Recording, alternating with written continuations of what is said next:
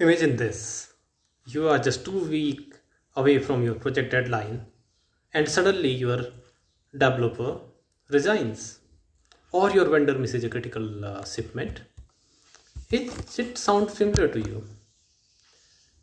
Well, that's where the risk management steps in. Great managers don't just react, they prepare for the worst.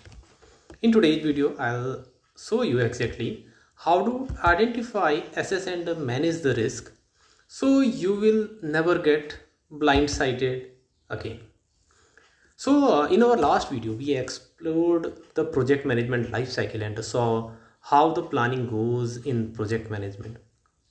But even the best plan can collapse sometimes if you don't prepare for uncertainty because risks are bound to occur in your projects. So that's where the risk management will come in. It's not about being negative, it's about being prepared for the worst. That's what we are being paid for. So, what is the basically we say about a project risk? Risk is when an uncertain event occurs that could affect our project objective itself. It may be a positive one or a negative one. It may be anything. Positive risks are good for us and negative risks are not good for us. Basically, not all the risks are bad. Opportunities are even, they themselves are risk. Sorry. But if managed, this risk can derail the timeline. If we will not manage them, this risk will derail our timelines. This will inflate our cost and ruin our reputations. So what can be the risk management process? In my view, there can be a 5-step process that you can use to avoid these risks and to manage this risk. First is to identify the risk. Use brainstorming technique. Use expert judgment from experienced personals. Use historical data. As an example, in an app launch project, risk could include feature creeps, integration failure, or app store rejection. Second step is risk analysis. It may be qualitative or quantitative analysis. When I say about qualitative, that means probability and what is the impact of that risk. If I say about quantitative, that means if you have data like cost impact, let it be say in rupees per dollar, how much it is going to affect our project. So this will be a quantitative risk analysis. After that, the third step comes about prioritizing it. How much priority this project risk have. You can use a risk matrix where you can rate this risk in low, medium, or high risk. You can prioritize what actually matters.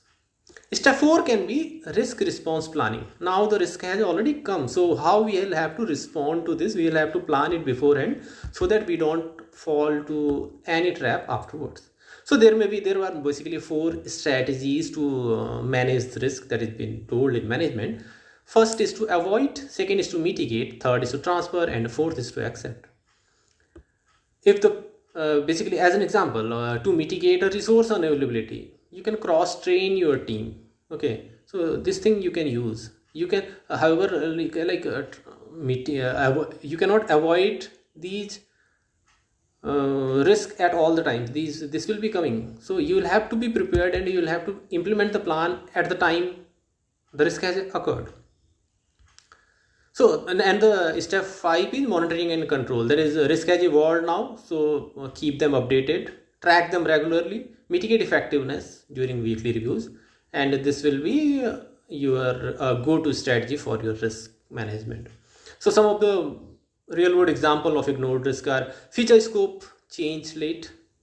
Okay, so if the feature scope is already changed late, so we don't have time to manage through this thing, so deadline are mixed. So what we can do at this time is we can stakeholder pull the funding mid project. No, we don't have any backup. So if we would have prepared for the backup, then this would not have occurred. Vendor was never evaluated, if you say, then that will result in a product failure. Real project managers learn from others' mistake also, or they will have to pay the price. Okay, so the tools that you can use to help this manage this risk are the risk register that you should always maintain in either in Excel or Notion sheet, whatever you are comfortable in.